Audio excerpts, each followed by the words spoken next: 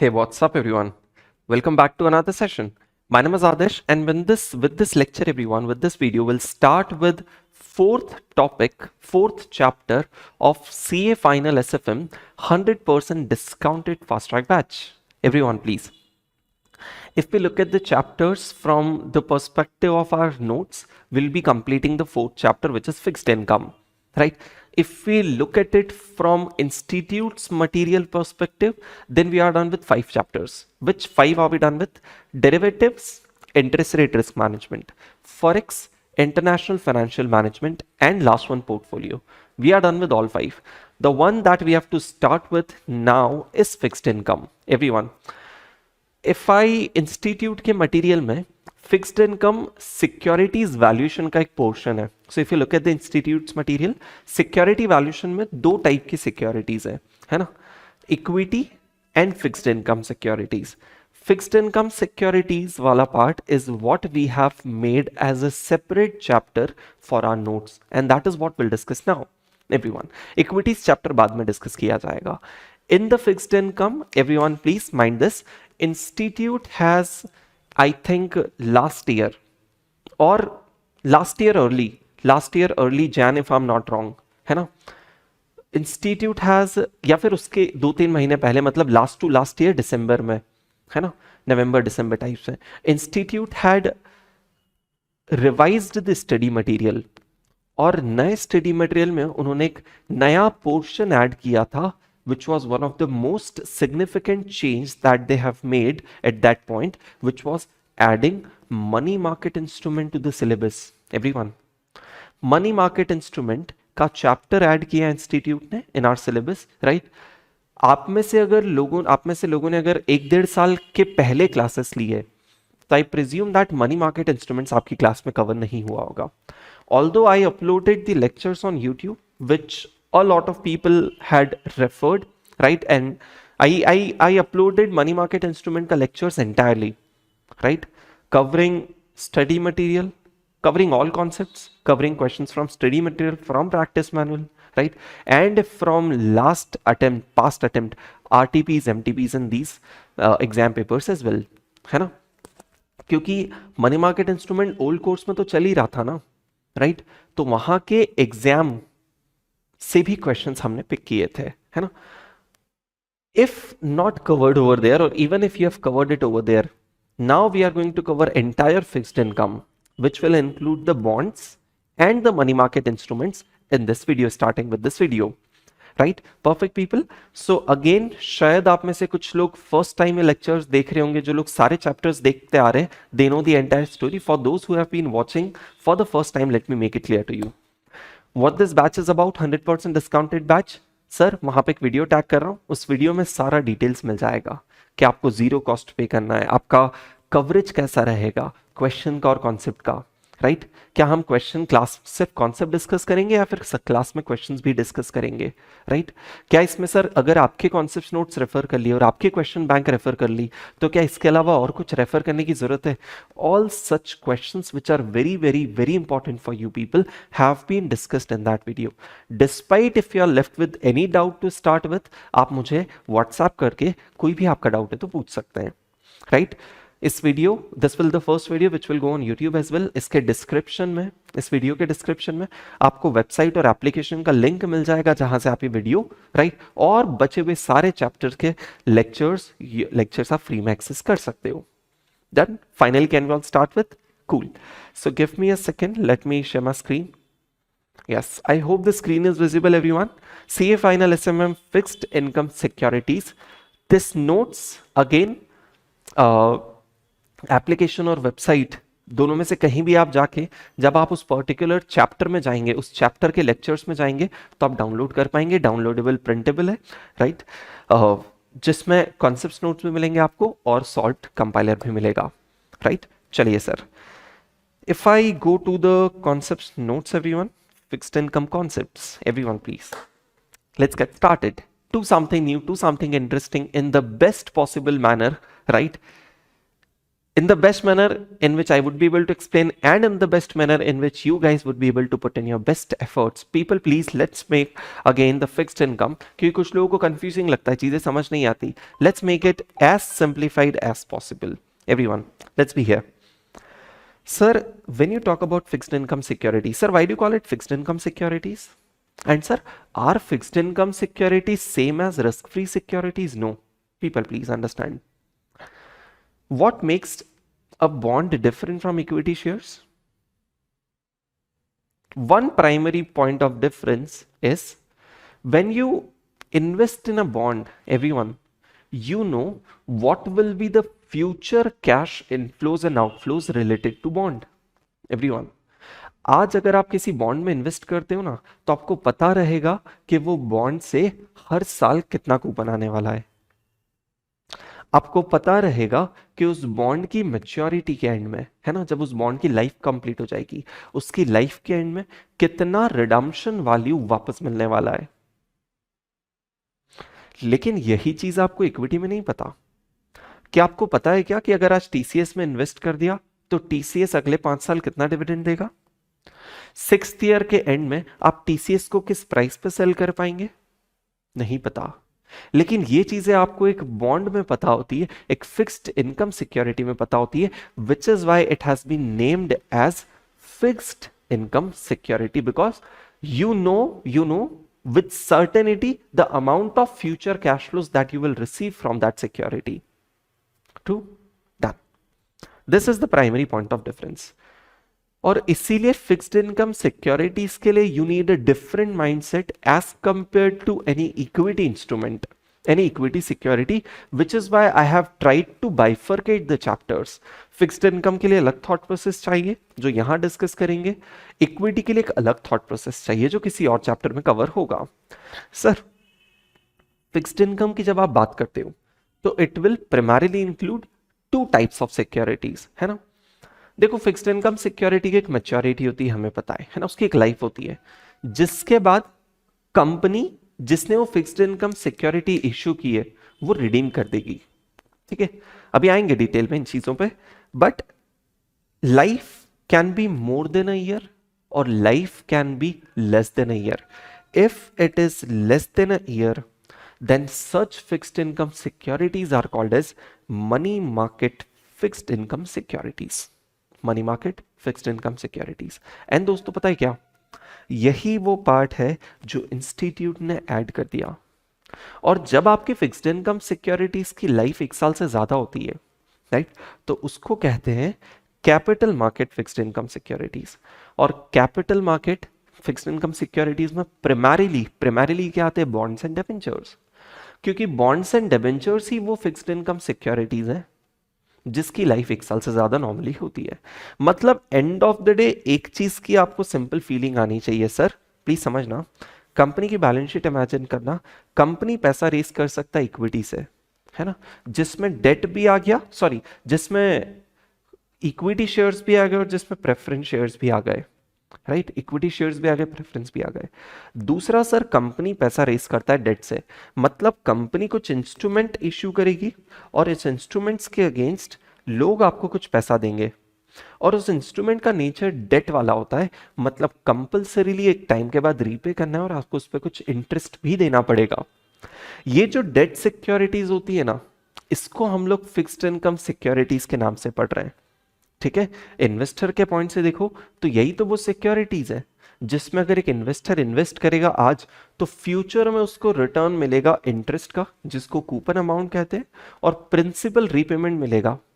Please, principal repayment date के case में ही तो होता है, और ये कौन देगी? सामने वाली कंपनी. Please, done. सबसे पहले पूरा डिस्कशन हम लोग किस पे करेंगे? कैपिटल मार्केट सिक्योरिटीज पे पूरा डिस्कशन होगा, प्लीज, है ना.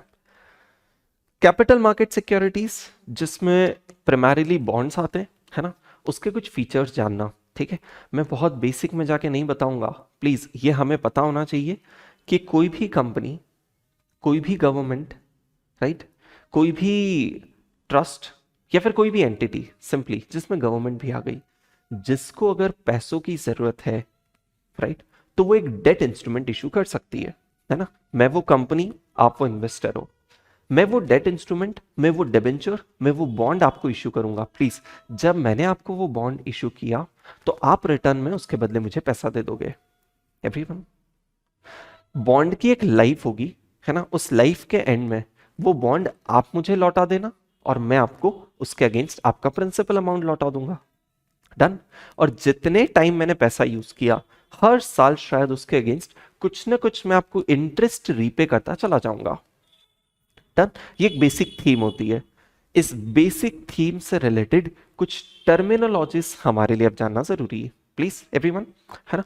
हो सकता है आप में से कुछ लोगों को ये बेसिक बातें पता होगी, फिर भी मेरा अप्रोच रहेगा, I teach everything right from the scratch and take it to everyone exam level. Done. आइए सर, हर बॉन्ड का एक फेस वैल्यू होता है, एक पार वैल्यू होता है। कोई बहुत बड़ी चीज नहीं, इमेजिनेशन की जरूरत है, right? Imagine this piece of paper is a bond. उस बॉन्ड के फेस पे लिखा रहेगा सर, क्या लिखा रहेगा? कि जो भी एक वैल्यू लिखी रहेगी, फॉर एग्जाम्पल 1000 रुपीज, वो उसकी फेस वैल्यू है, सिंपल। सर, फेस वैल्यू क्या रिप्रेजेंट करता है? फेस वैल्यू नॉर्मली आपके बॉन्ड का principal amount, bond is a type of debt, उस डेट का प्रिंसिपल अमाउंट रिप्रेजेंट करता है। पर इसका यूज क्या है सर? यूज ये है कि हर बॉन्ड पे आपको इंटरेस्ट भी मिलता है, और इस इंटरेस्ट को क्या कहते हैं एवरीवन? Coupon rate. मैंने अगर आपसे पैसा लिया तो आपको हर साल कुछ तो देना पड़ेगा ना, in the form of return. तो व्हाट आई पे? इंटरेस्ट। और उस इंटरेस्ट का ऑफिशियल वर्ड होता है कूपन रेट। और जिस रेट पे इंटरेस्ट पे होता है, जिस रेट पे कूपन पे होता है, उस रेट को कहते हैं कूपन रेट। ये भी बॉन्ड में लिखा होता है, प्लीज। मतलब बॉन्ड के ऊपर कूपन रेट भी लिखा होता है और बॉन्ड के ऊपर फेस वैल्यू भी लिखी होती है ना? अब इस बॉन्ड पे कितना कूपन दिया जाएगा, वो कैसे आएगा? Face value multiplied by coupon rate. Sir, 1000 रुपया फेस वैल्यू है, राइट? मल्टीप्लाइड बाय 8% का कूपन रेट है, मतलब हर साल 80 रुपीज का कूपन आपको देना है। डन। और कूपन मतलब इंटरेस्ट, ठीक है? सर, क्या बॉन्ड उसी प्राइस पे इशू होना कंपलसरी है जो उस बॉन्ड का फेस वैल्यू होता है? नहीं। इश्यू प्राइस का मतलब क्या होता है, मतलब समझना।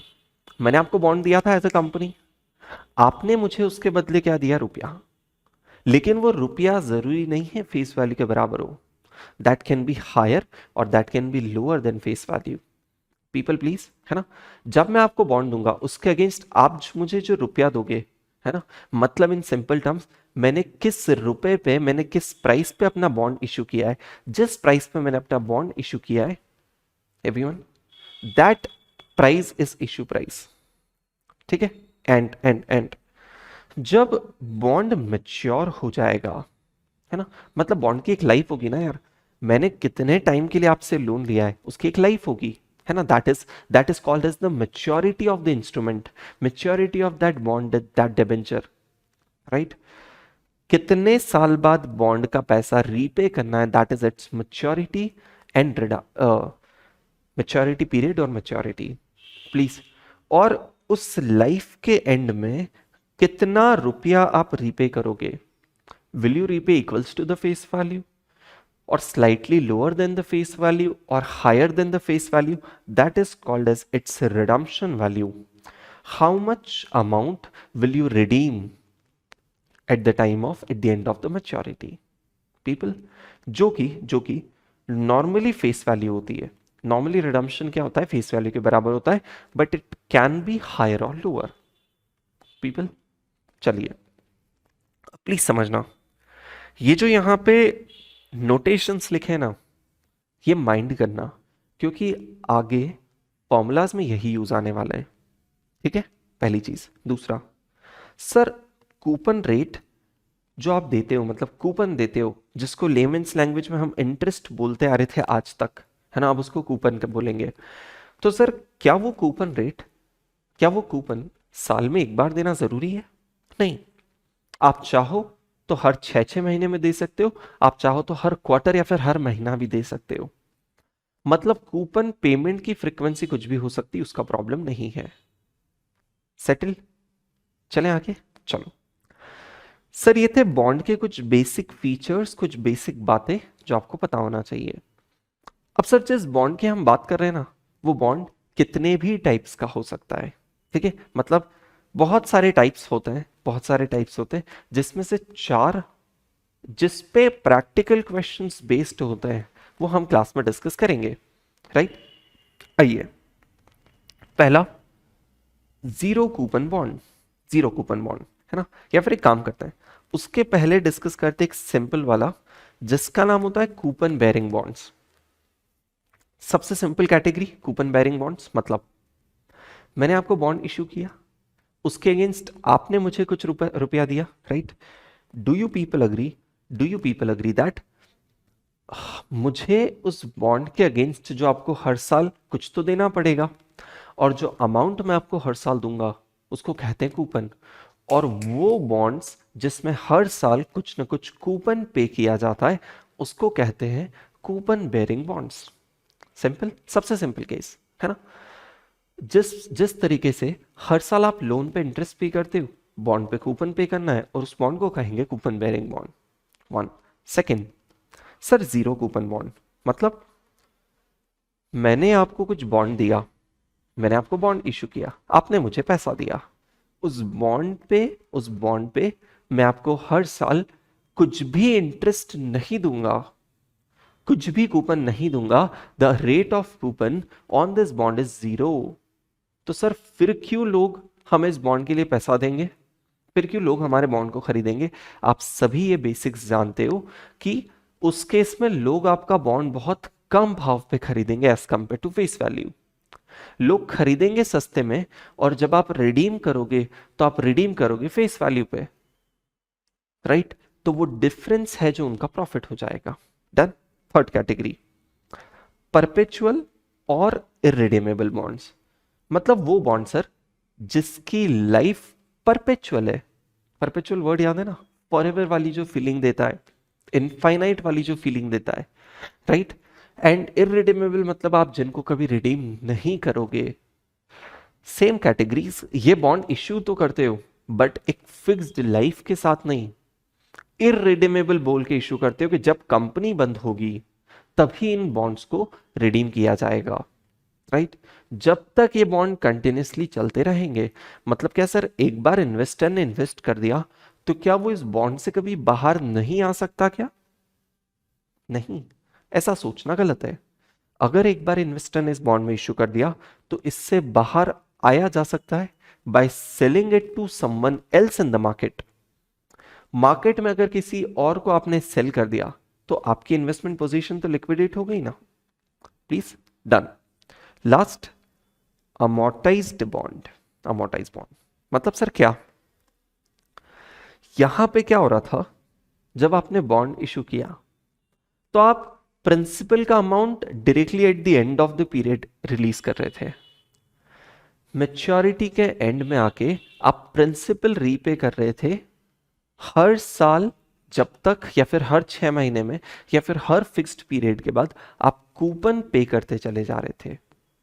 डन।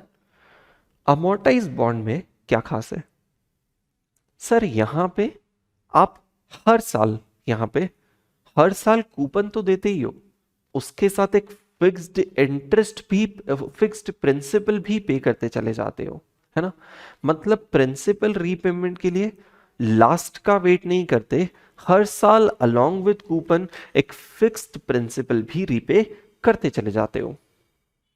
मतलब सर इस बात का इंप्लीकेशन समझ रहे हो, अगर फर्स्ट ईयर ओरिजिनल प्रिंसिपल में से कुछ रीपे कर दिया, फर्स्ट ईयर ओरिजिनल प्रिंसिपल में से कुछ पार्ट रीपे कर दिया, तो do you guys agree that next year सिर्फ बैलेंस अमाउंट पे हमें इंटरेस्ट लगेगा?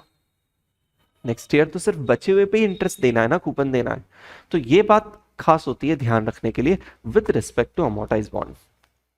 प्लीज, इस डिस्कशन का ऑब्जेक्टिव था, सोल ऑब्जेक्टिव, कोई थ्योरेटिकल क्वेश्चन याद नहीं रखना, इस डिस्कशन का सोल ऑब्जेक्टिव था दैट आप इस इन बॉन्ड्स पे, इन रेस्पेक्टिव बॉन्ड्स पे होने वाले कैश फ्लो समझ जाइए।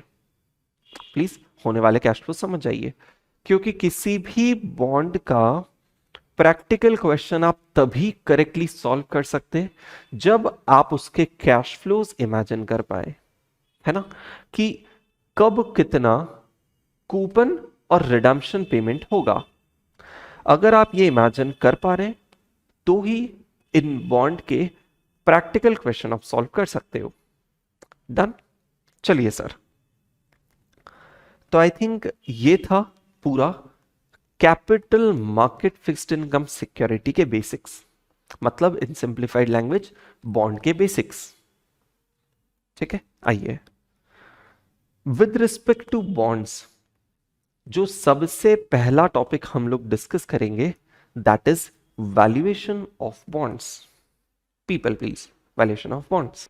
Valuation of bonds means exactly क्या? एग्जैक्टली वैल्यूएशन ऑफ बॉन्ड्स मतलब हो गया कि सर उस बॉन्ड की वैल्यू फाइंड आउट करना। एवरीवन प्लीज, जस्ट लाइक आप शेयर्स की वैल्यू फाइंड करते हो, बॉन्ड्स की वैल्यू फाइंड करना मतलब उस पर्टिकुलर बॉन्ड की वैल्यू क्या होना चाहिए। एवरीवन, जैसे शेयर्स में याद है इंट्रिंसिक वैल्यू का कॉन्सेप्ट सीखा था, राइट? अभी क्लास में डिस्कस नहीं हुई है वो चीज, बट आपने कहीं तो पढ़ा होगा ना, गॉर्डन्स फॉर्मूला के थ्रू शेयर का इंट्रिंसिक वैल्यू फाइंड करते हो, fair value, what should be the value of share. Similarly bond का वैल्यू क्या होना चाहिए वो वैल्यूएशन ऑफ बॉन्ड में आप सीखते हो। डन। जिसके लिए एक बहुत ही simple principle, everyone, fundamental principle of valuation नाम है इसका, जो सिर्फ बॉन्ड के लिए नहीं, जो सिर्फ शेयर्स के लिए नहीं, ऑलमोस्ट लगभग सारे एसेट के वैल्यूएशन में काम आता है। मतलब कोई भी एसेट हो, कोई भी एसेट हो, अगर आपको उस एसेट का वैल्यूएशन करना है तो फंडामेंटल प्रिंसिपल ऑफ वैल्यूएशन काम में आता है। एवरीवन प्लीज, ये प्रिंसिपल क्या कहता है? ये प्रिंसिपल कहता है कि सर आज किसी भी एसेट की वैल्यू क्या है? आज किसी भी एसेट की वैल्यू क्या होगी? फ्यूचर में मिलने वाले कैश फ्लोज की प्रेजेंट वैल्यू। इस एसेट से मिलने वाले फ्यूचर कैश फ्लोज की प्रेजेंट वैल्यू ही आज इस एसेट की वैल्यू होगी। मतलब सर बॉन्ड के केस में आज बॉन्ड की वैल्यू हो गई सर इस बॉन्ड से मिलने वाले फ्यूचर कैश फ्लोज, मतलब कूपन और रिडम्पशन वैल्यू। कूपन और रिडम्पशन वैल्यू जो मिलेगी हमें फ्यूचर में, उन सारे कूपन और रिडम्पशन वैल्यूज की जब आज प्रेजेंट वैल्यू कैलकुलेट कर देंगे तो वैल्यू ऑफ बॉन्ड आ जाएगा। डन। लेकिन पता है क्या, एक बात सीखने की, सर समझना, एक बार टाइम वैल्यू ऑफ मनी, जब भी प्रेजेंट वैल्यू फ्यूचर वैल्यू की बात आती है ना, जब टाइम वैल्यू ऑफ मनी की जरूरत होती है, और टाइम वैल्यू ऑफ मनी के कुछ बेसिक्स रिविजिट कर ले और उन basics of time value of money को बॉन्ड से जोड़कर देख ले, सो दैट हमें वैल्यूएशन के सारे कॉन्सेप्ट क्लियर हो जाए। प्लीज एवरीवन देखिएगा। देखो, एक चीज जो आपको पता है दैट इज कि सर 0 पॉइंट पे जो होता है वो होता है प्रेजेंट वैल्यू। प्रेजेंट वैल्यू में सर जब इंटरेस्ट ऐड कर देते हैं तो आता है फ्यूचर वैल्यू, है ना? मतलब सर पीवी और एफवी क्यों बोल रहे हैं? पीवी होता है सर आज के दिन का कैश फ्लो और एफवी होता है सर किसी फ्यूचर डेट का कैश फ्लो, है ना? आज अगर मेरे पास 100 रुपए है ना, और सपोज मैंने 100 रुपए किसी को लेंड किए, तो सामने वाला मुझे पैसा कब देगा? रिटर्न फ्यूचर में। तो जब वो मुझे फ्यूचर में पैसा देगा तो हम उससे रिटर्न में कुछ एक्स्ट्रा सीख करेंगे, कुछ एक्स्ट्रा मांगेंगे, दैट इज इंटरेस्ट। या फिर आज प्रेजेंट पॉइंट पे अगर मैंने किसी से बोरो किया तो मैं उसको रीपे कब करने जाऊंगा? फ्यूचर में, है ना? तो जब मैं फ्यूचर में रीपे करना चाहूंगा, he will try to charge something to me and that extra that I pay is called as interest. मतलब सर एक चीज क्लियर, जब प्रेजेंट वैल्यू में इंटरेस्ट ऐड होता है, जब प्रेजेंट वैल्यू में इंटरेस्ट ऐड होता है तो फ्यूचर वैल्यू आती है। तो सिमिलरली क्या मैं ऐसा कह सकता हूं क्या? प्लीज समझिएगा, क्या सिमिलरली मैं ऐसा कह सकता हूं कि सर जब फ्यूचर वैल्यू में से इंटरेस्ट माइनस करो, फ्यूचर वैल्यू में से इंटरेस्ट माइनस करो तो भी प्रेजेंट वैल्यू आ सकता है? मतलब सिंपल सी बात है सर, इस बार हमें बताया किसी ने कि 100 रुपए थे, फ्यूचर वैल्यू 100 रुपया है, और ये भी बता दिया कि उसमें 10 रुपए का इंटरेस्ट इंक्लूडेड है, तो क्या पीवी फाइंड की जा सकती है 90 की? जी हाँ sir, future value minus interest equals to P. Sir कैसी बेसिक बातें सिखा रहे हो, एक बार बोल लें दो यार, 2 मिनट लगेंगे बट क्लैरिटी रहेगा। पता है क्या, आप लोगों को एक बात ध्यान रखना, प्रेजेंट वैल्यू में जब इंटरेस्ट ऐड करके आप फ्यूचर वैल्यू फाइंड करते हो तो उस बात को कहते हैं कंपाउंडिंग। फ्यूचर व प्रेजेंट वैल्यू में इंटरेस्ट ऐड करना मतलब कंपाउंडिंग। और सिमिलरली फ्यूचर वैल्यू में से जब आप इंटरेस्ट माइनस करते हो तो उस बात को कहते हैं डिस्काउंटिंग। उस बात को कहते हैं डिस्काउंटिंग, राइट? ठीक है, मतलब सर तीन चीजें होती है, पीवी, एफवी और इंटरेस्ट। इन तीनों में से सर अगर कोई सी भी दो बताओ ना तो तीसरी फाइन कर सकते हैं। सर आप हमें पीवी बता दो और इंटरेस्ट बता दो, हम ये बता देंगे उसकी फ्यूचर वैल्यू कितनी। आप हमें फ्यूचर वैल्यू बता दो और इंटरेस्ट बता दो, हम बता देंगे पीवी कितनी। एंड लास्ट, यहां भी नहीं, यहां भी नहीं। और सुनना प्लीज, आप सर हमें पीवी बता दो, ठीक ना? आप सर हमें पीवी बता दो और आप हमें एफवी बता दो। पीपल प्लीज, आप हमें पीवी बता दो और आप हमें एफवी बता दो। हम बैक कैलकुलेट ये भी कर लेंगे कि आपने कितना रिटर्न कमाया, कितनी अर्निंग्स कमाई। मतलब एक टाइम वैल्यू ऑफ मनी की इक्वेशन के तीन कंपोनेंट्स होते, कोई भी दो पता हो तो तीसरा हम फाइंड आउट कर सकते हैं। कोई इसमें बड़ी बात नहीं। इस थॉट को एक बार बॉन्ड्स पे अप्लाई करते हैं, है ना? प्लीज बॉन्ड पे अप्लाई करते हैं। देखो एक बात बताना दोस्तों, बॉन्ड के केस में फ्यूचर वैल्यूज क्या होगी, वो कौन से कैश फ्लोज होंगे जो फ्यूचर में हो रहे होंगे? सर बॉन्ड के केस में फ्यूचर में हो रहे होंगे कूपन और रिडम्पशन अमाउंट, है ना? मतलब बॉन्ड के केस में फ्यूचर में होने वाले कैश फ्लोज का नाम होगा कूपन और रिडम्पशन वैल्यू। कूपन और रिडम्पशन वैल्यू, मतलब ये तो हमें पता है। अगर समझो समझो बॉन्ड से फ्यूचर में मिलने वाला है 110 रुपया, 110 रुपया, है ना? और आप इस बॉन्ड से 20 रुपया कमाना चाहते हो। सपोज आप इस बॉन्ड से 20 रुपया कमाना चाहते हो। क्या आप बता सकते हो कि आज आप मैक्सिमम कितना पे करोगे? कितना पे करोगे तो आपको 20 रुपए की अर्निंग्स मिल जाएगी? सर ऑब्वियस है, 20 माइनस कर दीजिए 110 में से, 110 फ्यूचर में मिलेगा टोटल। उसमें से वो पार्ट जो आपकी एक्स्ट्रा अर्निंग्स है वो माइनस कर दीजिए तो पता चल जाएगा कि आप आज उस एसेट के लिए मैक्सिमम कितना पे कर रहे हो। मतलब डू यू एग्री, जो इंटरेस्ट आप कमाना चाहते थे वो आपने एलिमिनेट कर दिया, हटा दिया फ्यूचर वैल्यू में से, ताकि पीवी आ जाए जो आप इन्वेस्ट कर सकते हो। तो कैन आई से कि प्रैक्टिकली इंटरेस्ट ऐसे 20 रुपीज के तो फॉर्म में दिया नहीं होता है। The interest that you want to earn वो परसेंटेज के फॉर्म में होता है। तो कैन आई से इस फ्यूचर वैल्यू को अगर उस परसेंटेज से डिस्काउंट कर दे, उस परसेंटेज से डिस्काउंट कर दे, तो वो इंटरेस्ट एलिमेंट अपने आप हट जाएगा डिस्काउंटिंग से और वो वैल्यू आ जाएगा जो हम मैक्सिमम आज पे कर सकते हैं। प्लीज, मतलब हमें फ्यूचर के कैश फ्लोज पता है, इसको डिस्काउंट करते हैं किस रेट से? किस रेट से डिस्काउंट करेंगे? एक सेकंड देना मुझे प्लीज, है ना?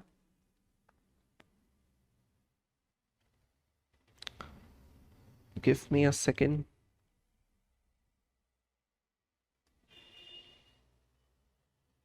ये क्यों पूरा कैंसिल हो रहा है?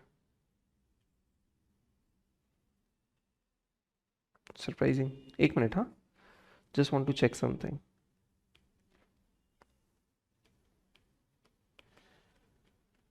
चलो एनीवेज, प्रेजेंटेशन को थोड़ा सा मॉडिफाई कर देते हैं अपन अपने अकॉर्डिंग, उसका कोई लोड नहीं है।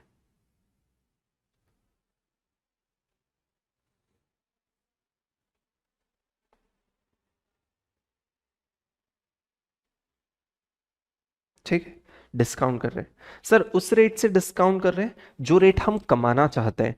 तो जो रेट आप कमाना चाहते हो उसको कहते हो रिक्वायर्ड, आरआरआर लिख देते हैं, required rate of return. RRR, required rate of return, नीचे मेंशन है, डोंट वरी, है ना? फुल फॉर्म लिखने की जरूरत नहीं। Required rate of return is what you want to earn.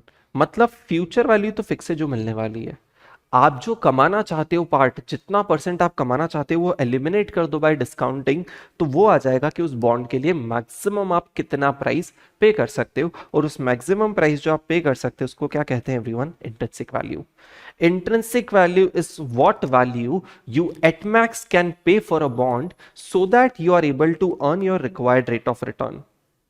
क्योंकि सर इंटरेस्ट हटाने के बाद 90 रुपीज आया, आपने अगर इस 90 वाले बॉन्ड का 92 दे दिया, तो डू यू अग्री, सिंस 110 का इनफ्लो फिक्स है तो you would be able to earn only 18 rupees which is less than your requirement everyone. So this is 90 is the maximum how much you can pay for a bond. This according to you is the fair value of the bond everyone. यही वो fair value जो आप maximum bond के लिए दे सकते हो। Cool, agree, ठीक है। लेकिन सर ऐसा भी पॉसिबल है क्या, ऐसा भी पॉसिबल है क्या कि मार्केट में जो प्राइस चल रहा हो इस बॉन्ड का, प्लीज एवरीवन, मार्केट में जो प्राइस चल रहा है इस बॉन्ड का, that may be different from the intrinsic value that you calculated. आपने देखा यार मार्केट प्राइस जो चल रहा है बॉन्ड का वो डिफरेंट हो सकता है as compare to how much you can pay. आपकी रिक्वायर्ड रेट ऑफ रिटर्न से आपने डिस्काउंट करके फाइंड किया आप मैक्सिमम इतना पे कर सकते हो। ये तो आपका पर्सनल ओपिनियन है। हो सकता है मार्केट में उस बॉन्ड का प्राइस कुछ अलग ही चल रहा हो, क्योंकि जब आप खरीदने जाओगे ना तो आपको तो वो प्राइस देना पड़ेगा जो आज मार्केट में चल रहा है, ना कि जो आपको ठीक लगता है। मार्केट का प्राइस फिक्स है, आपको सही लगता है तो जाके खरीदिए, अदरवाइज मत खरीदिए। डन। मतलब मार्केट में जो प्राइस चल रहा है सीएमपी, तो सर आज मार्केट में उस बॉन्ड का कितना रुपया देना पड़ेगा वो आपको पता है। आपको यह भी पता है कि फ्यूचर में वहां से कितने कैश फ्लोज मिलने वाले हैं। इन दोनों से आप क्या कैलकुलेट कर सकते हो, सोचो। मेरे पॉकेट से कितना रुपया जा रहा है वो भी पता है, मेरे पॉकेट में कितना रुपया वापस आएगा फ्यूचर में वो भी पता है। तो कहना से इन दोनों की मदद से, इन दोनों की मदद से कहीं ना कहीं हम कैलकुलेट कर सकते हैं sir, present value future value की मदद से, कि सर हम कितना रिटर्न अर्न करने वाले हैं। इतना देकर जब इतना मिलता है तो हम कितना रिटर्न अर्न करने वाले ये भी पता कर सकते हैं। मतलब इसको कहते हैं यील्ड। एवरीवन प्लीज समझना, इसका कॉमन वर्ड लिख देते हैं यील्ड, क्योंकि यील्ड एक जनरलाइज्ड वर्ड है जिसका मतलब होता है रिटर्न। यील्ड एक जनरलाइज्ड वर्ड है जिसका मतलब होता है रिटर्न। पीपल, मतलब आपने छोटा सा concept time value of money का समझा क्या, जिसके बेसिस पर हमें पता चला कि सर फ्यूचर वैल्यू फिक्स है, पता है। अगर हमें कोई ये बता दे कि कितना रिटर्न कमाना चाहता है वो, तो हम ये बता देंगे कि भाई साहब आप कितना रुपया दे सकते हो। या फिर वो कोई हमें ये बता दे कि आज हमें इस बॉन्ड का इतना रुपया दे रहे हैं, तो हम ये बता देंगे कि उनको कितना रिटर्न मिलेगा फ्यूचर में। सिंपल सी बात है सर, जब डिस्काउंटिंग रेट पता हो तो हम प्रेजेंट वैल्यू बता सकते हैं, और जब प्रेजेंट वैल्यू पता है तो हम वो रेट फाइंड आउट करके बता सकते हैं जिस जो हमारा रिटर्न में मिलेगा। प्लीज, राइट, दोनों ही केस में हमारा फ्यूचर वैल्यू फिक्स है। मतलब वैल्यूएशन के क्वेश्चन में हमारा फोकस रहेगा to be able to find out the present value. Real names तो आप जान लिए। अगर कोई रिक्वायर्ड रेट ऑफ रिटर्न बताए तो बैक कैलकुलेट होके जो आता है उसको कहते हैं इंट्रिंसिक वैल्यू, राइट। पर हो सकता है कि एग्जामिनर हमें इंट्रिंसिक वैल्यू की जगह कौन सा वर्ड यूज कर ले, सीएमपी। हो सकता है वो रिक्वायर्ड रेट ऑफ रिटर्न की जगह कौन सा वर्ड यूज कर ले, यील्ड। क्योंकि आपको पता है कि दोनों ही केस में कंसेप्ट तो सेम है ना, compounding, discounting, present value, future value, बस नाम चेंज हो रहे हैं। पीपल प्लीज, और ये भी हो सकता है, प्लीज ध्यान से सुनना है क्वेश्चन में क्या क्या पॉसिबिलिटीज हो सकती है, ठीक है। नॉर्मल रूल होता है सर, कोई रिक्वायर्ड रेट ऑफ रिटर्न बताए तो इंट्रिंसिक वैल्यू आता है, या फिर कोई प्राइस बताए तो रिटर्न आ सकता है। बट ये भी तो हो सकता है मेरे दोस्त कि एग्जामिनर हमें रिटर्न बता दे, वो बता दे कि यार कितना कमाना है इसकी बात नहीं कर रहे हैं। हो सकता है वो इस वर्ड को यील्ड से इंटरचेंजेबली यूज कर ले, वो बोलता है कि यार इतना हमारा रेट ऑफ अर्निंग्स होगा, राइट।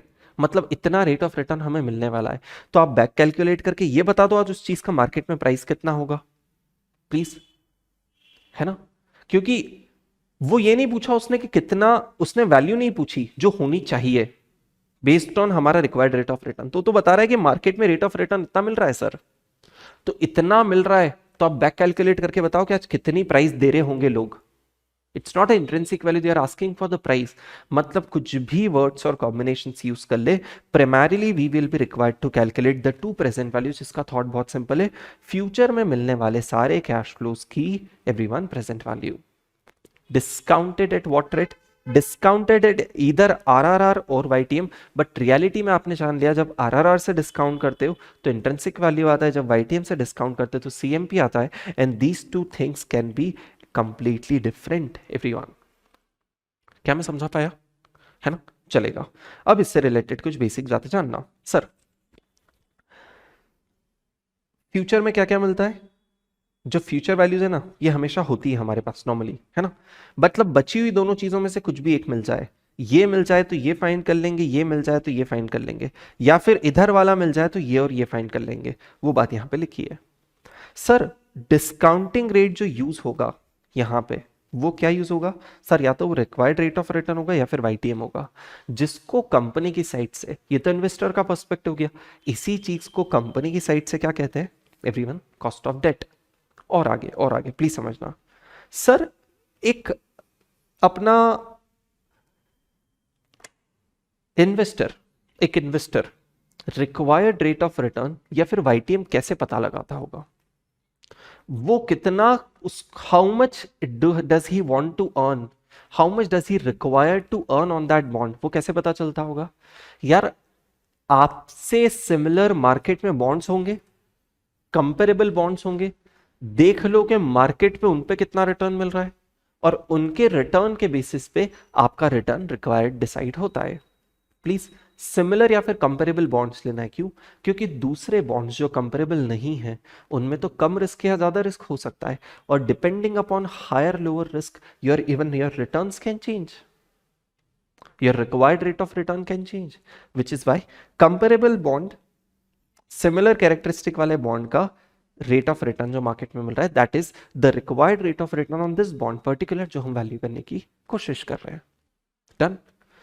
अभी इंटरेस्ट रेट के साथ स्पॉट रेट और फॉरवर्ड रेट का कॉन्सेप्ट सीखना था जो हम सीखेंगे बाद में, राइट।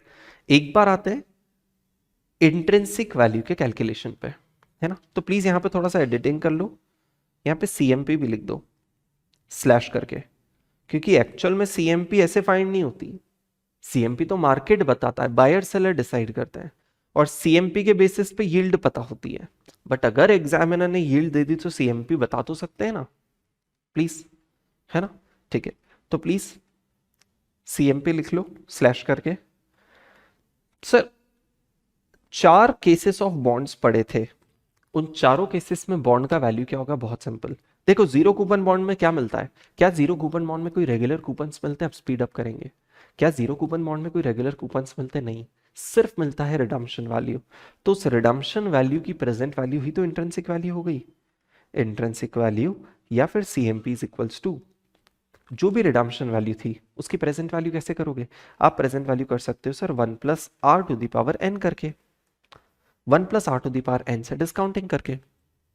अब सर आर क्या होगा, आर क्या होगा प्लीज समझना, यहां पे अपडेट कर लो सर, आर जो है आर या तो वो वाईटीएम होगा या फिर रिक्वायर्ड रेट ऑफ रिटर्न होगा, क्योंकि आप ही ने तो बोला कि इन दोनों से डिस्काउंट करोगे फ्यूचर कैश फ्लोज की तो प्रेजेंट वैल्यू आएगी, तो बस ये रहा आर का एक्सप्लेनेशन, सेटल्ड, है ना। प्लीज डॉट टू डॉट ऐसे ही लिखते जाइए, आपके नोट्स परफेक्टली रेडी होने वाले, परफेक्टली, ठीक है। सेकंड सर, ये था जीरो कूपन बॉन्ड। अब सर कूपन बेरिंग बॉन्ड में 2 टाइप के कैश फ्लोज आते हैं, कौन से 2 प्लीज समझना, प्लीज समझना सर, कूपन बेरिंग बॉन्ड्स में आते हैं 2 कैश फ्लोज, मतलब उसका इंट्रिंसिक वैल्यू, ब्लू पेन से ही लेते हैं, उसका इंट्रिंसिक वैल्यू या फिर सीएमपी के लिए 2 चीजें सर, हमें करना है sir present value of coupon, और सर साथ में करना है present value of redemption value, everyone. और ये प्रेजेंट वैल्यू करने का, ये तो आपने समझने के लिए लिख लिया, बट एग्जैक्टली कैसे करोगे, शायद आप ऐसे कर सकते हो, फॉर एग्जाम्पल अभी लिखा नहीं है क्या, एक सेकेंड प्लीज सुनो ना, थोड़ा सा एडिट करते हैं, है ना।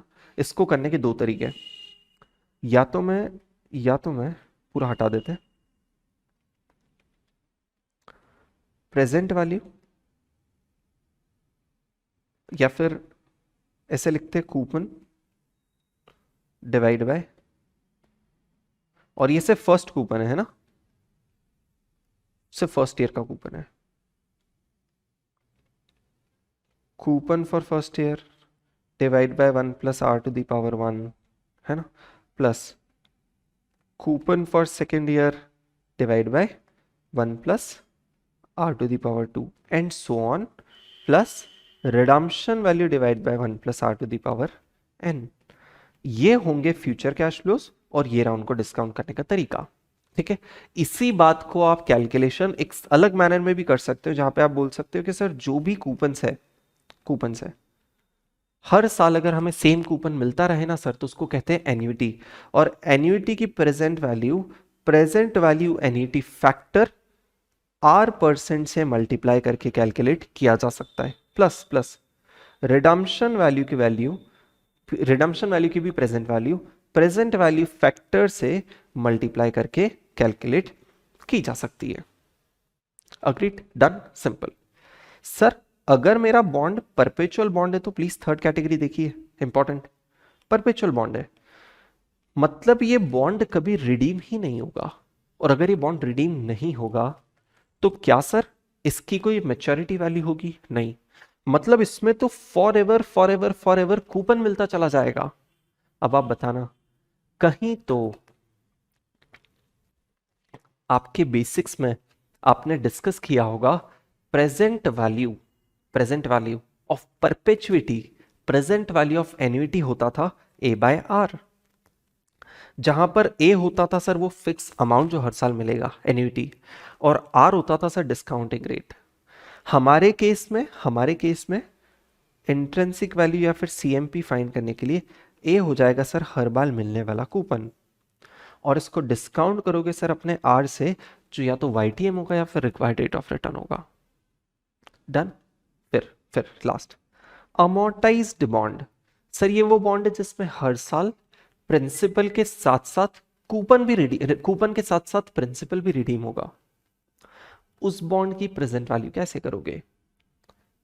इंट्रिंसिक वैल्यू या फिर सीएमपी इज इक्वल्स टू, लिखने के लिए लिख देते हैं, प्रेजेंटेशन अपन देखेंगे बाद में कैसे करना है। Present value of coupon plus redemption value happening every year, please, है ना। इसको फर्स्ट नाम दे देते हैं, राइट। चाहो तो यहां पर principal value of coupon second plus redemption value second, ऐसे नाम दे सकते हो, ठीक है। प्रेजेंटेशन आपके हाथ में, बट लिखना अभी कैसे लिखना है आप देख लो, बट अल्टीमेटली जब भी होगा वो सब में आपको समझ में आ जाएगा, कोई बड़ी बात नहीं है, राइट। ये 4 पॉसिबल सिनेरियोज हो सकते हैं बॉन्ड के, और चारों ही केसेस में इंट्रिंसिक वैल्यू या फिर सीएमपी फाइंड करने का तरीका आपके सामने है। एवरीवन प्लीज, अब यहां पे कुछ बातें ध्यान रखना प्लीज। पहला, sir do you agree that coupon तो सेमी एनुअल भी हो सकता है, कूपन तो हर 6 महीने में भी रिसीव हो सकता है। एवरीवन, अगर कूपन हर 6 महीने में रिसीव हो रहा है तो डू यू एग्री जो नीचे डिस्काउंटिंग रेट है वो पूरे साल का नहीं ले सकते हो।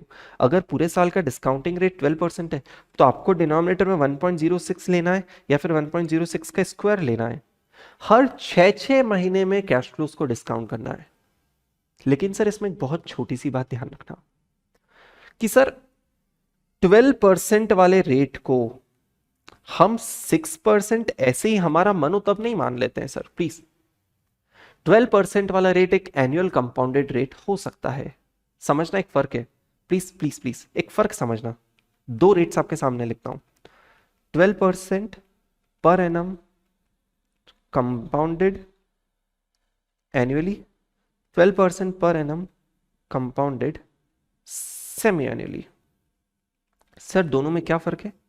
फर्क यह है सर कि फर्स्ट वाले केस में यह वाला 100 रुपया डायरेक्टली यहां जाके 112 होता है, सेकेंड वाले केस में सर यहां वाला 100 रुपया पहले 106 होता है और फिर 106 पे 6% और मिलता है सर, है ना। 106 पे 6% और मिलता है जो 112.36 होता है। सेमी एनुअल कंपाउंडिंग मतलब 6 महीने के इंटरेस्ट पे भी वापस इंटरेस्ट मिला। तो सर जब रेट 12% दिया हो तो क्या हम हमारे हिसाब से उसको 2 से डिवाइड कर सकते हैं? जब दिया हुआ वाईटीएम या फिर आईआरआर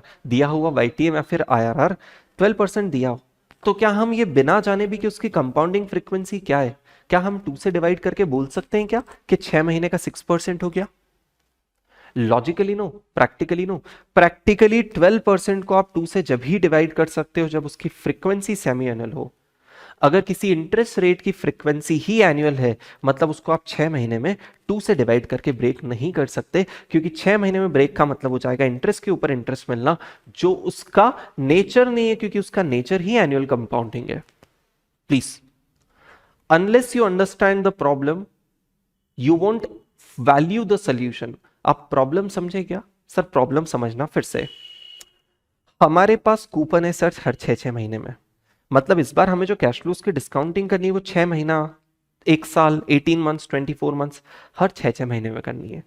मतलब जब इनकी डिस्काउंटिंग होगी तो सर ये जो रेट रहेगा ये भी 6-6 महीने वाला लेना पड़ेगा।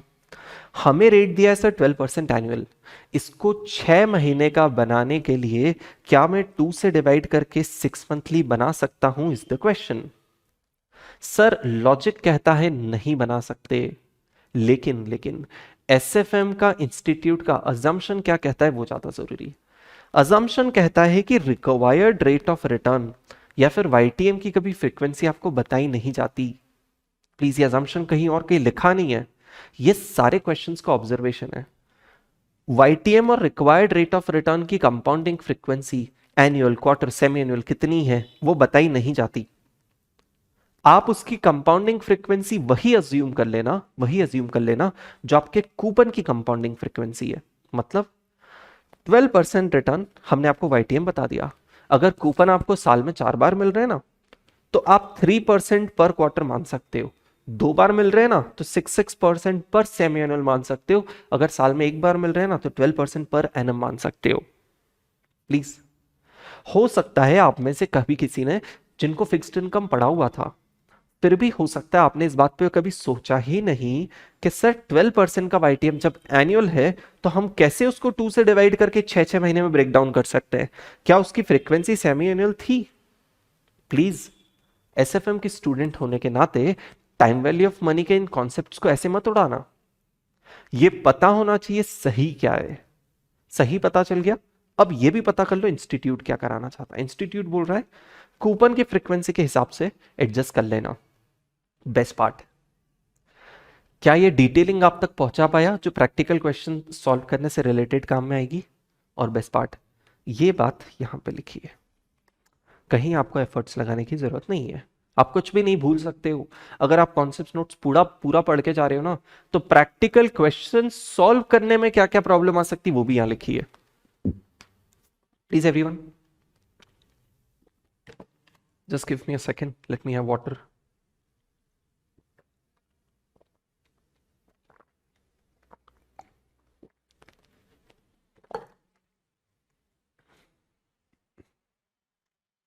क्या मैं एक्सप्लेन कर पाया यहां तक? डन, सेटल्ड, ठीक है। चलिए अब जाना पड़ेगा सर जबरदस्त स्पीड से क्वेश्चंस की साइड। आपके सामने question answer notebook everyone.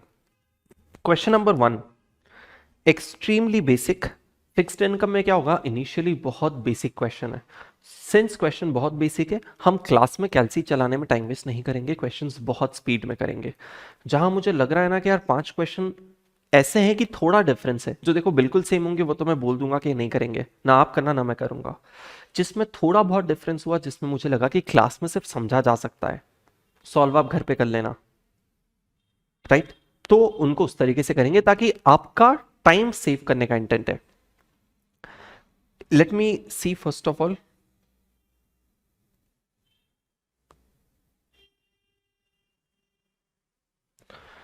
Question number 1 बहुत ही बेसिक है ना, सिर्फ एक बार देख लेते हैं, सिर्फ एक बार देख लेते हैं, समझना। या फिर चलो एक काम करो, फर्स्ट क्वेश्चन है ना देख ही लो, प्रेजेंटेशन पे भी क्लैरिटी आ जाएगी, प्रेजेंटेशन पे प्लीज समझना। नॉमिनल वैल्यू का मतलब होता है सर, नॉमिनल वैल्यू का मतलब होता है सर फेस वैल्यू, ठीक है। सो गिव मी अ सेकेंड, थोड़ा सा मेहनत करने दो मुझे भी। पार वैल्यू और इसके आगे यहीं लिख लीजिए, कॉन्सेप्ट नोट्स पे जाओ प्लीज, है ना, यहीं एरो बना के लिख दो, इसको और क्या कहते हैं, नॉमिनल वैल्यू। डन, चलिए क्वेश्चन पे। Nominal value of 10% bond issued by a company is ₹100। When they से 10% बॉन्ड, इस तरीके से लिखने का हमेशा मतलब होता है 10% is the coupon rate, 10% is the coupon rate, ठीक है। इश्यूड बाय कंपनी इज ₹100, ठीक है। Face value 100, the bond are redeemable at 110। जब भी रिडीम करेंगे, कब, 5 साल बाद, किस रेट पे रिडीम करेंगे, 110। Determine the value of bond if required yield, yield मतलब रिटर्न, रिक्वायर्ड रिटर्न है सर 8%। प्लीज समझना, फ्यूचर में अगले 5 साल तक मिलने वाले कैश फ्लोज को मेरे सामने यहां रहकर प्लीज इमेजिन कीजिए।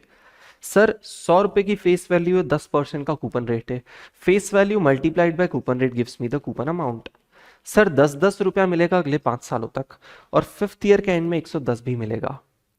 ये सारे फ्यूचर कैश फ्लोज को अगर हम डिस्काउंट कर दे, मतलब इसमें से हम एलिमिनेट कर दे रिटर्न जो हम 8% के अकॉर्डिंग कमाना चाहते हैं, एक वैल्यू आएगी present value which will be exclusive of interest excluding interest, and that is the value that we can pay for that bond today. Done? तो प्लीज सुनना, do you agree it is a coupon bearing bond? सबसे normal case coupon bearing bond, 10 10 10 10 10, 5 सालों तक अगर 10 रुपया मिलता रहे तो that will be annuity. First question में हर चीज डॉट टू डॉट बता रहा हूं, है ना, क्या एन्युइटी, कैसे आ रहा है, क्यों आ रहा है, हर चीज बता रहा हूं। इसके बाद super speed, please be here. Sir 5 सालों तक 10-10 रुपया फिक्स मिला, कैन आई से इट इज एन एन्युइटी? और एन्युइटी का प्रेजेंट वैल्यू कैसे करेंगे? सर 8% के अकॉर्डिंग हमें डिस्काउंटिंग फैक्टर्स दिए हैं, कैन आई से इन सारे डिस्काउंटिंग फैक्टर्स को मैं ऐड करके present value NET factor find कर सकता हूं। आई होप टाइम वैल्यू के कॉन्सेप्ट क्लियर है। अलग अलग डिस्काउंटिंग फैक्टर्स को जब आप ऐड करते हो प्लीज, तो क्या आता है? वो एन्युइटी फैक्टर कि उन सारे डिस्काउंटेड कैश फ्लोज का सम कितना होगा आज, तो वो सम आएगा इन सबके सम से। डन? अरे यार एक बात बताओ ना प्लीज, कैलसी पे, है ना, कैलसी पे प्लीज, जब आप डिवाइड इक्वल्स टू करते हो और एंड में कहां गया जीटी, ये एंड में जब ये जीटी प्रेस करते हो तो जीटी का मतलब भी तो ये होता है कि उन सबको ऐड कर दो, उन सारे इक्वल्स टू करके जो फैक्टर्स आते जा रहे थे उन सब का ग्रैंड टोटल कर दो। डन? ठीक है, मतलब इन सब को आपने डिस्काउंट करके ऐड कर लिया। 1 से 5 साल तक हमें मिलेगा 10 रुपया, वो सारे 10 रुपए जो अगले 5 साल तक मिलेंगे उसका डिस्काउंटिंग फैक्टर है 3.993, जिसमें 10 रुपए को मल्टीप्लाई करो तो 39.93 रुपीज उन सारे 10-10 रुपए की प्रेजेंट वैल्यू आ जाती है। डन? 5th ईयर के एंड में डायरेक्टली मिलेगा 110 रुपया, उस 110 रुपए की डिस्काउंटिंग होनी चाहिए 0.681 से, जिसकी प्रेजेंट वैल्यू आ जाएगी 110 please multiplied by 0.681 which is equals to 110 into 0.691 76.01। अच्छा my mistake, 1 second, 110 multiplied by 0.681, हाँ 74.91। This plus this will give me the value of bond. यही काम चारों डिस्काउंटिंग रेट्स के लिए किया। डन? नवंबर 19 एग्जाम में पूछा गया इतना सिंपल क्वेश्चन, इमेजिन करो अगर अपनी किस्मत रहे तो फिर कैसा हमें लड्डू मिल सकता है। डन? चलिए first done.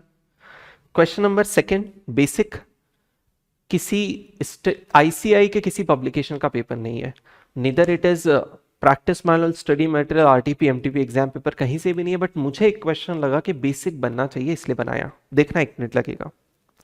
6 year bond of ₹1000, है ना, has an annual rate of 14%। इसका इंटरेस्ट रेट क्या है? 14%, मतलब कूपन 14%। ठीक है, interest is paid half yearly.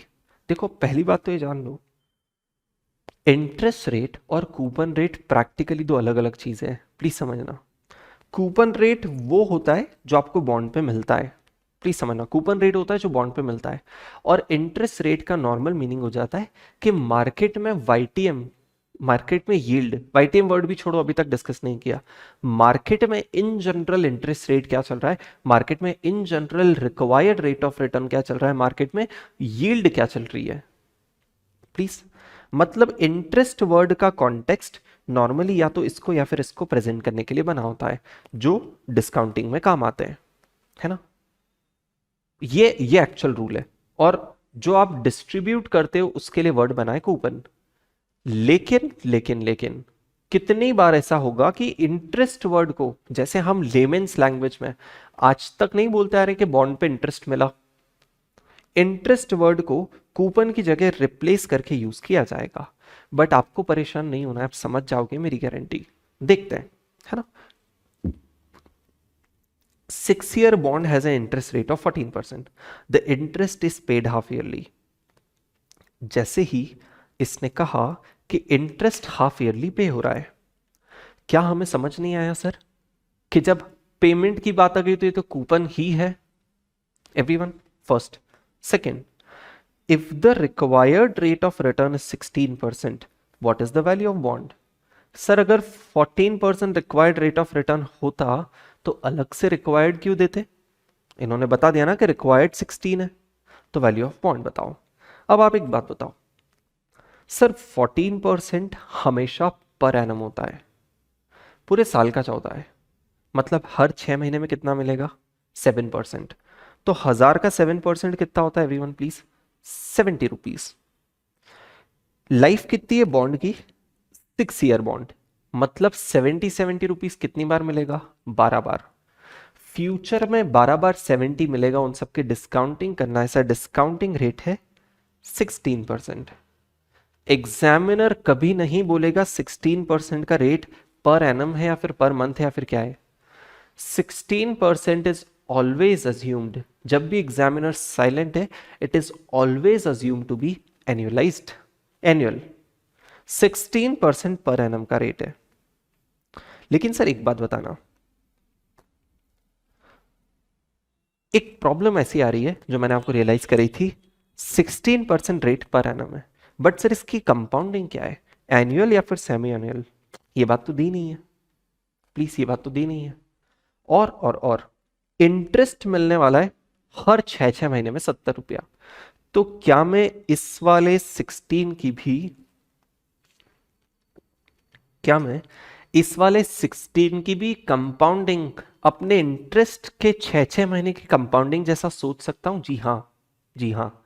मतलब अब आप मानोगे आपकी हर पीरियड की कंपाउंडिंग होगी सर 6 महीने से।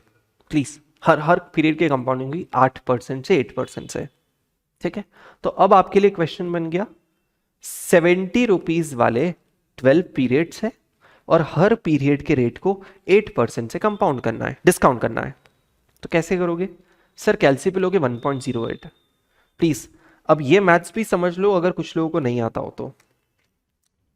जैसा कि डेरिवेटिव्स में आपने सीखा था, डेरिवेटिव्स में आपने सीखा था फॉर्मूला 1 प्लस आर बाय के टू द पावर एन के, है ना? आर बाय के का मतलब होता था सर, कैसे समझा यार, कंफ्यूजिंग हो जाएगा। अगर आपने डेरिवेटिव्स मुझसे सीखा है तो आपको ये फॉर्मूला याद होगा ही होगा। डिस्क्रीट कंपाउंडिंग का केस था, याद है? 3 केसेस थे, इमेजिन कर पा रहे हो? Discrete continuous question is silent, imagination है? ठीक है, प्लीज आना 1 मिनट। सर आर होता था rate of percent per annum, पूरे साल का रेट, और के होता था एक साल में कितनी बार कंपाउंडिंग। प्लीज, एक साल में कितनी बार कंपाउंडिंग? तो कहना ही से सर आर पूरे साल का रेट, उसको डिवाइड करोगे एक साल में कितनी बार कंपाउंडिंग। जैसे पूरे साल का रेट है 12% और एक साल में 2 बार कंपाउंडिंग हो रही है तो डिवाइड बाय 2, मतलब एक कंपाउंडिंग पीरियड का रेट आ जाता था। तो कहना ही से आर बाय के is the rate per compounding period. एक कंपाउंडिंग पीरियड का रेट कितना? और एन के का मतलब, देखो एन होता था कितने साल, और के होता था एक साल में कितने कंपाउंडिंग पीरियड। समझो 6 साल और एक साल में 2 कंपाउंडिंग पीरियड, तो कहना इसे total 12 compounding periods, total 12 compounding periods, मतलब एन के का कलेक्टिव मतलब हो जाता था नंबर ऑफ कंपाउंडिंग पीरियड्स। अब आई डोंट नो मैं बेसिक्स क्यों समझा रहा हूं, क्योंकि मुझे डाउट है कि किसने बेसिक्स कब किस तरीके से पढ़े थे। टीवीएम एफवी पीवी क्लियर नहीं हुआ ना तो पूरा कॉन्सेप्ट फेल है, पूरा फिक्स्ड इनकम फेल है। तो प्लीज समझना, 1 plus rate per compounding period to the power number of compounding period. Sir 1 plus 8% से कंपाउंडिंग या डिस्काउंटिंग होगी, प्लीज, है ना? रेट एक पीरियड का क्या 8%, और टू दी पावर कितना चल रहा है, टू दी पावर कितना चल रहा है सर? 6 साल इंटू 6 साल इंटू हर साल में 2 बार, मतलब टू दी पावर 12। प्लीज, तो प्लीज समझना, प्लीज समझना, मुझे ये वाले जो 70 रुपए ये वाले जो 70 रुपए जो अगले 12 साल तक मिलेंगे हर 6 महीने में, उसका प्रेजेंट वैल्यू फाइंड करना है। तो कैन आई से sir 70 rupees into present value annuity factor discounted at the rate 8% for 12 periods. Done. अब इसके डिस्काउंटिंग कैसे करोगे सर, सबको आनी चाहिए। 1.08 हमें पर एनम से मतलब नहीं है, हमें यहां वो आता है सर जो एक कंपाउंडिंग पीरियड का रेट होता है, इसीलिए आपको कॉन्सेप्ट ऑफ कंपाउंडिंग पीरियड समझाया विच इज 8%। सर यहां वो आता है जो नंबर ऑफ कंपाउंडिंग पीरियड होते हैं, इसलिए आपको नंबर ऑफ कंपाउंडिंग पीरियड समझाए। ठीक है, और इस चीज को कैसे सॉल्व करते हैं सर, सिंपल सी बात है sir. 1.08 divide 12 times equals to 1 2 3 4 5 6 7 8 9 10 11 12 and GT करेंगे तो 7.536। एवरीवन 70 इंटू 7.536 कीजिए, 527.53 आफ्टर राउंडिंग ऑफ आएगा। सिर्फ ये क्लियर करने के लिए कि किसी स्टूडेंट को सेमी एनुअल डिस्काउंटिंग कंपाउंडिंग में प्रॉब्लम तो नहीं आती है, ये क्वेश्चन लिया है और कोई पर्पस नहीं है। ठीक है, सिमिलरली लास्ट ईयर, यहां से एन्युटी वर्ड हटा दो प्लीज, प्रेजेंट वैल्यू फैक्टर लिख लो सिर्फ, प्रेजेंट वैल्यू फैक्टर लिख लो सिर्फ। 8% 12 पीरियड्स का लास्ट ईयर का फैक्टर क्या होगा, मल्टीप्लाइड बाय 1000 करेंगे, इन दोनों को ऐड करेंगे तो सारे फ्यूचर कैश फ्लोज की प्रेजेंट वैल्यू आ जाएगी। Done please everyone, basic sorted. Question number second done. I think we are already done for the day. Question number third interesting question है, अगेन इंस्टीट्यूट का नहीं है, मैं सजेस्ट नहीं करूंगा कि आप इसको अपने नोटबुक में करें, है ना, एग्जाम ओरिएंटेड चलते हैं। फिर भी आप इसको देखें जरूर एक बार, इंपॉर्टेंट है, और देख के समझ ले कि इसका सॉल्व कैसे किया और क्यों किया है। और अगर आप इसके सॉल्यूशन से अग्री करते हो ना, तो सिर्फ समझ के छोड़ दो, नोटबुक में मत लेना, क्योंकि इंस्टीट्यूट का नहीं है, बट इसमें वो अमोर्टाइज्ड बॉन्ड का एक कॉन्सेप्ट समझाना था। ठीक है, ये था क्वेश्चन नंबर 3। नेक्स्ट क्लास में हम लोग क्वेश्चन नंबर 4 से स्टार्ट करेंगे। ठीक है, perfect everyone, thank you very much for watching the first lecture. Let's meet, I'll see you again in the next lecture. Take care.